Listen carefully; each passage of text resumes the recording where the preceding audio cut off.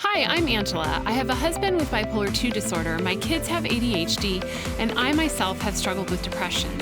You're not alone. Marnie Alfson is an EMDR trained trauma specialist, and she is going to be with us today.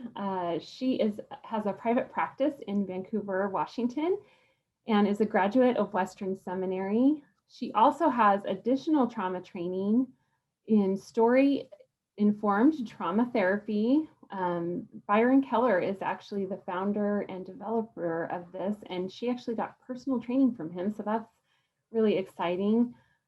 She also has advanced EMDR training. So that is a lot of really in-depth knowledge that she's coming to us today with. So we're continuing our Zoom series, and we're talking about trauma and our nervous system. I can't wait to hear what Marnie has to share with us today. And I just want to thank you for being here, Marnie. Well, thanks for having me, Angela. I'm looking forward to talking about this. Yes. So a little foundation for those of us who have maybe been out of school for a while. Our nervous system is basically our body's electronic wiring. It's our brain, our spinal cord, our nerves. And I've really been hearing a lot for quite a while about how our bodies, are affected by trauma. Sometimes we just think about our emotions or our mind. But when you mention wanting to kind of explain how our nervous systems are impacted by trauma, I was just like, when can we meet? Let's meet tomorrow. So can you kind of just get us started with explaining what you mean by that? How are our nervous systems impacted by trauma? Sure. First, I want to give a little example because sometimes it's hard to take that other step. But Yeah. so when we have experiences, positive experiences, where we might smell something like, let's say when we grew up, Grandma always had fresh baked cookies when we went to her house. Okay. And we walk in when we're a child, we smell that cookies, we feel that love. There's just all this good stuff happening. Exactly. So then we're an adult and we walk by a cookie store and we smell that cookie, and all of a sudden, all those warm feelings, right? Yeah. Like, I think I need that cookie. I think I want to go in there and get that cookie. Yeah. So that's sort of a easier way to kind of think about how our bodies are responding. It's not a conscious decision to feel warm and fuzzy inside, Right. but it's our body responding to a sensory. And so when we talk about trauma, we know that when we experience any type of trauma, it's locked into our bodies one way or another if we're not able to resolve it. If it doesn't resolve itself in that moment, or resolve itself later on with the help of somebody to help us do that. Right. So when we're talking about our nervous system and what we're experiencing right now, so we were kind of talking last week or so ago about the fact that anniversaries, we were talking about anniversaries. Yes. So our bodies remember anniversaries. And so when we think about positive anniversaries or even anniversaries that are challenging, we know that our bodies are going to respond to that. And so one of the things that I have been observing, not just in the therapy room, but with my own friends and even with myself, is that our nervous systems are kind of maxed out right now. Okay. So to kind of go back to talk a little bit about the nervous system, our system is designed for immediate response, right? So our nervous system is always going to choose to keep us safe and alive. And that's done by those, we've heard that phrase, fight or flight. Yes. I think really it's more like freeze, flight, fight. Yes. When you watch an animal, in nature, that's sort of what happens, right? That deer that just goes, oh, right? And then they Something's flee. wrong. Yeah, something's wrong. And then they flee. And if they're chased, eventually they're going to fight off their attacker. So our nervous system is designed for that process. And the end of that process is reconciling that trauma. So we had talked about, Yes, explain that. This makes so much sense to me. so yeah, so we talked about the shivers. So when you watch that process happen in nature, and let's say that deer just happens to get away from its predator, it's going to run, and then it's going to have this experience where it actually just sort of shudders, right? And it might extract something, it might throw up, whatever, but it's body's response. That's the nervous system sort of saying, okay, we're going to set ourselves back to zero. Right. We don't get that opportunity often in Yeah. our society to have that happen. And part of what I'm watching happen nationally, globally is, and just even in our communities, is we don't have that predator. We don't know exactly when it's going to end. So we've been doing this for a year. Yeah. It's almost like an indefinite thing that's happening instead of knowing this immediate danger. Like if a car, we are almost like narrowly hit by a car, and then we know, oh, okay, like I'm safe. Oh, And you have that everything's rush okay. of adrenaline. Yeah. Mhm. Yep. Yeah. And we even kind of shake too, right? Yeah. It's like, oh my gosh, I can't believe that just happened. Yeah. And that's our nervous system sort of setting itself back. Exactly. But when we've been in this environment for a year of, isolation, and we don't know the answers, and, there's lots of really smart people trying to figure out the answers for us. But the reality is our nervous system isn't designed to feign off a predator for a year. Right. And so we are really exhausted. Yes. I'm hearing a lot of like, I'm so tired. Mhm. And I experience that too. I'm just so tired. Yes. I get plenty of sleep, but I'm so tired. And I have brain fog, although they may Yeah. not mention it in that word, but it's like, I Yeah. can't. Fatigue. I Yeah. can't think straight. Yep. All of that is just a reflection that our nervous system is working harder than it's supposed to be working right now. Yes. Mm. And I think that creates this sense like we're always on the edge of feeling like I just can't take this anymore. But I don't really know what this is. Mhm. Yep. Like we might feel like, oh, it is this big situation that's happening. Or sometimes I think people feel like, well, this situation isn't really impacting me. I don't care. Right. But I don't know if that's true. Yeah, I don't know if that's true either. Partly because connection is, we're biologically wired in for connection. So separation, or even the perception of separation or isolation, is not going to allow our nervous system to regulate the way that it needs to. Yes. Yeah. Mhm. And I'll say one example of that. My husband is a huge introvert. So this the thought of, oh, we can't have a ton of people over, that doesn't seem upsetting to him. But what is upsetting to him is when he goes to the grocery store and he can't smile at people Yeah. because there is a connection there. Mhm. And he didn't realize how much that connection was important to him. Yeah. So he feels shut off from people. Mhm. And so it has nothing to do with whether you want to wear a mask or you don't want to wear a mask. Those issues are totally not the issue because he's wearing one. And that's not even what it's about. It's about his feelings Yeah. of being cut off. Right. So, Yeah. and the lack of connection. Yeah. So, Yeah, which it would be curious to do a little poll of how people feel, but I know just in my little bubble of, friends that I've talked to, or even, in the therapy room, that's a strong narrative of, I just feel disconnected from people, like kind of gone are the days where you bump into somebody and you're like, oh, sorry. And then you chit chat about something. right. Yeah. All of that builds into our nervous systems not being able to regulate itself down into, that parasympathetic state of just rest. Yeah. Yeah. Yeah, so it's a pretty intense way of functioning that can be very draining. So how can we respond to this? Like there has to be some kind of answer. Yeah. There are lots of different answers, but in regards to ourselves and Right. recognizing that, right? So part of what we're seeing in this year anniversary as we come up to, things got locked down fairly soon. And that whole, 2 week, I think we were kind of joking, like, it's only 2 weeks. Yeah.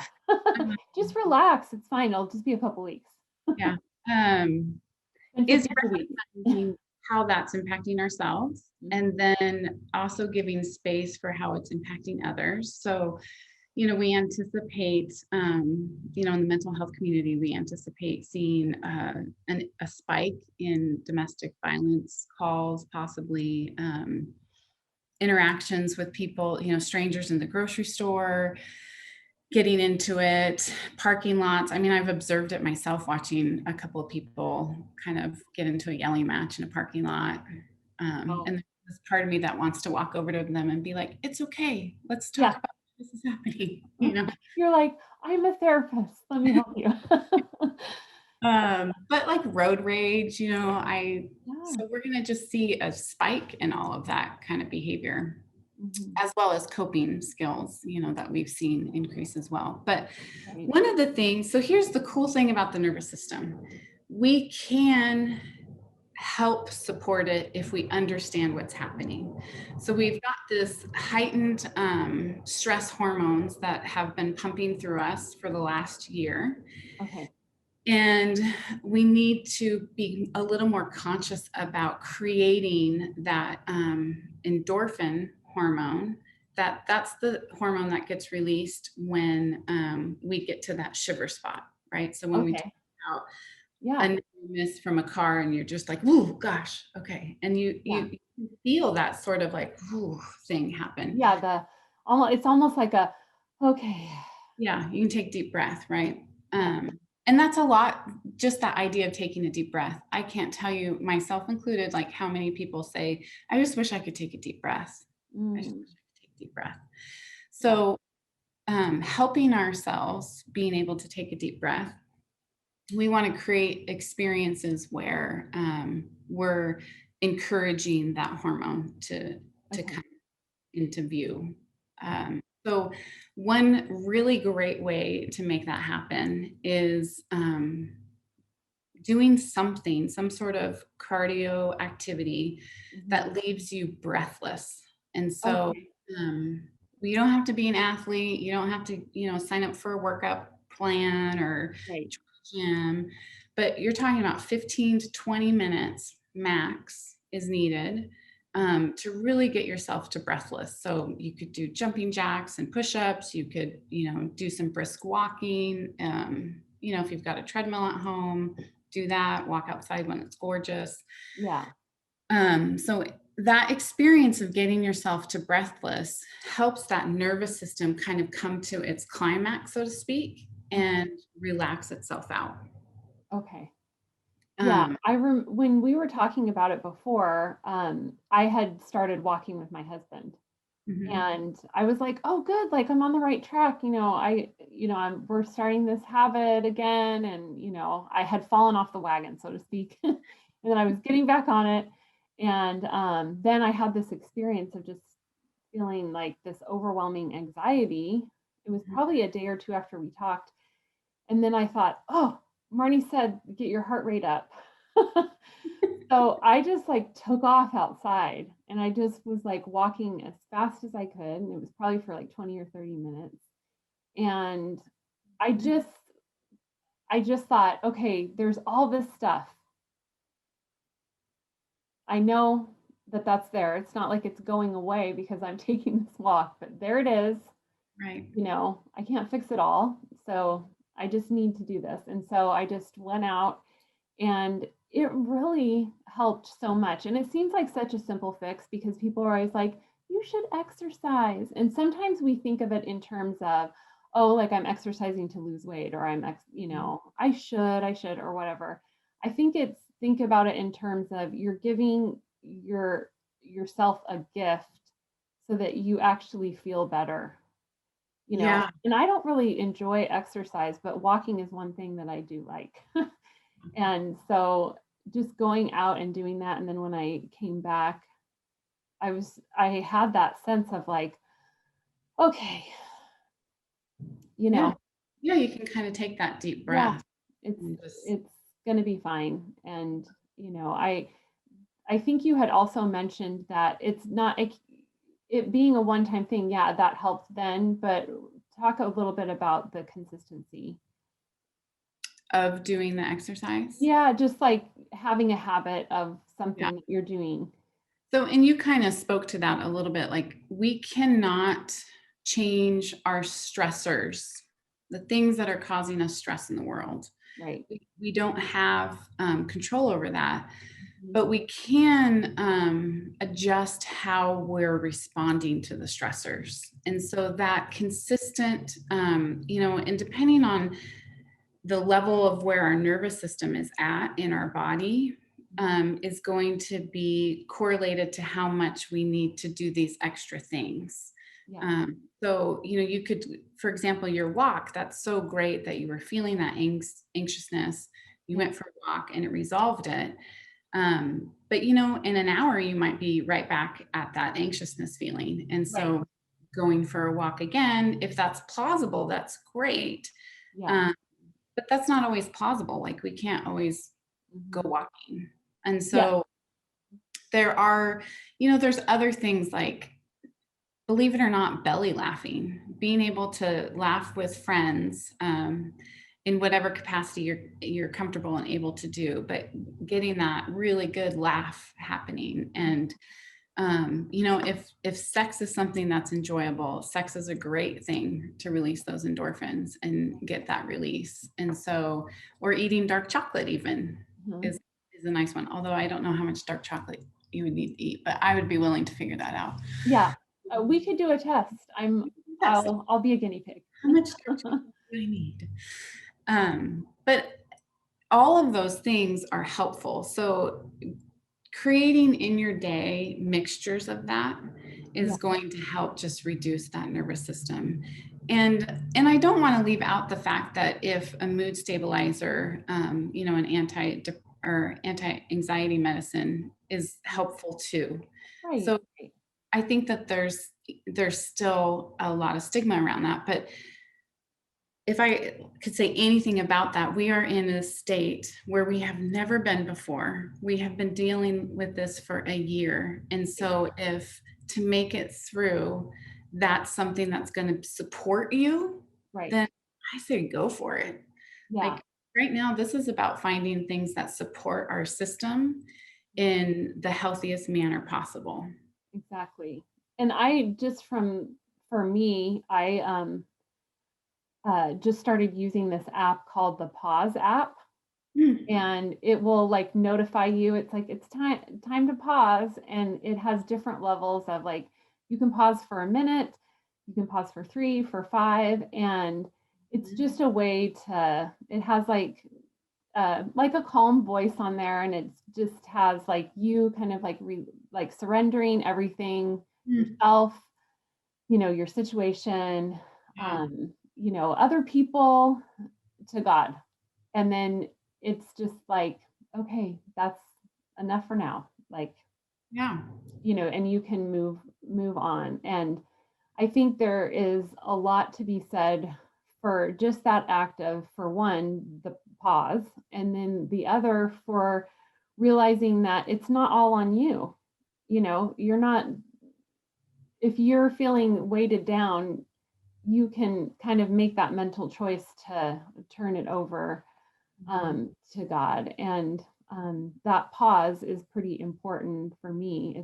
It's becoming one of those things where at first I'm not really like a calm meditation person. I pray, but I haven't been like really, like Well, I guess a guided meditation person. So stopping like that, at first I was like, oh, I don't know. And then I was like, this is actually really helping me. that's good. Yeah. Yeah. So So the thing about meditation, and I was just talking about this with a client this past week, is when our bodies are so elevated and activated, meditation is not going to cut it. And Right. so if there's anybody that's watching this that thinks that they're failing at meditating, you're not. Yeah. You're not, Yeah. because our systems aren't able to do that yet. Right.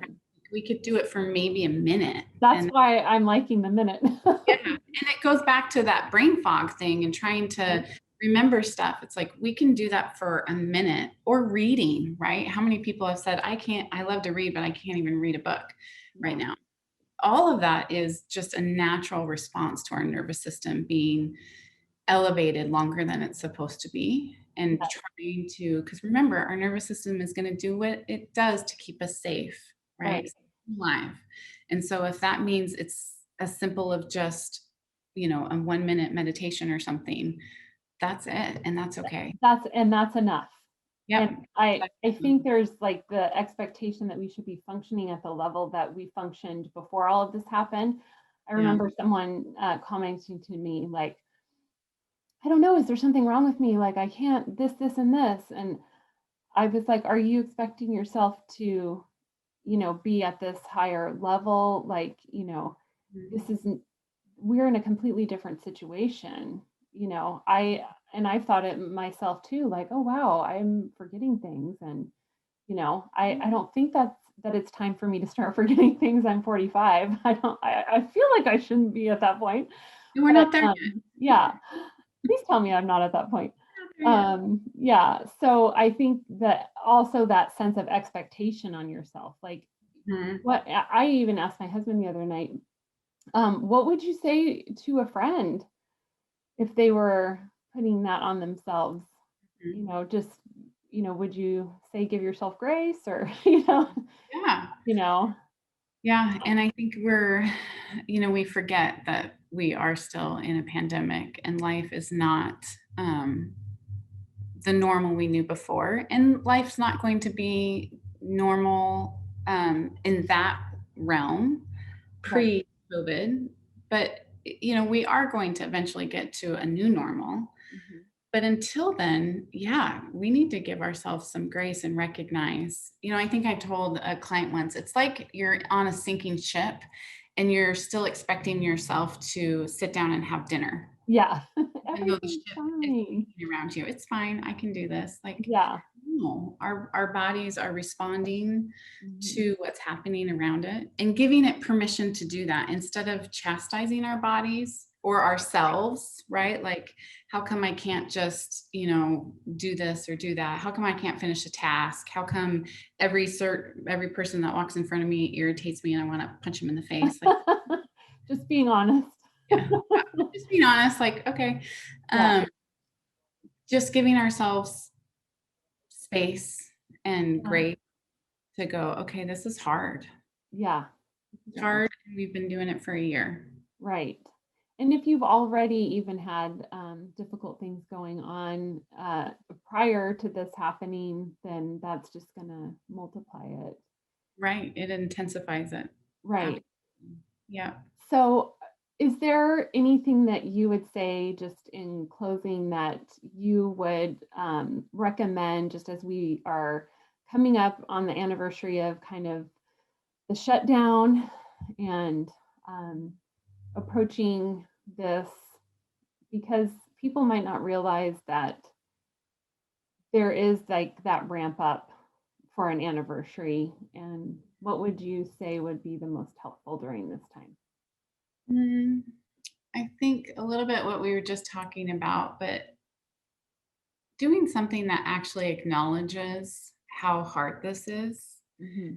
Whether that's something that you do within your family or with a group of friends, but just giving space to acknowledge how hard this year has been, giving yourself permission to grieve all of the losses, and trying not to compare your loss to someone else. A loss is a loss. Right. And so giving yourself that space to grieve the losses that we've experienced, is going to be helpful. And then being really intentional and purposeful, I'd say for the next probably 4 weeks of taking care of our nervous system the best way that we can. Intentionality of tuning in to what I'm feeling, right? So, it's been explained often of like just this tightness in your chest, right? And that lack of a deep breath. So tuning into that feeling and giving space for it, whatever it might need. If it's just a simple, like, I need to sit here with it and tears come, or I need to sit here with it and I end up punching a pillow, like it doesn't matter. Just give the space that it needs. Right. And then being intentional about trying to create experiences where you can increase your endorphin levels. Right. The things that can really bring you joy. And I thank you so much for really kind of walking us through that today, and realizing that acknowledging the trauma that we're going through is really going to help us to walk through it in a more healthy way. And I really appreciate your time today, Marnie. And I think that people are going to benefit from this and be able to, take those deep breaths and take care of themselves during this next month, and hopefully in months to come as well. So thank you so much. You're welcome. I hope it was helpful. It's something I'm super passionate about, and just, recognizing it's an accumulated grief and trauma that we're all experiencing. So I'm grateful that I got a chance to talk about it. Yes, thank you again. And I hope that all of you will take some of these, recommendations and put them into practice. Yeah, great. Thanks, Angela. Thank you, Marty. Big thank you to His Heart for supporting this channel. If you want more information for you and those you love on mental health, go to mentalhealth.academy today.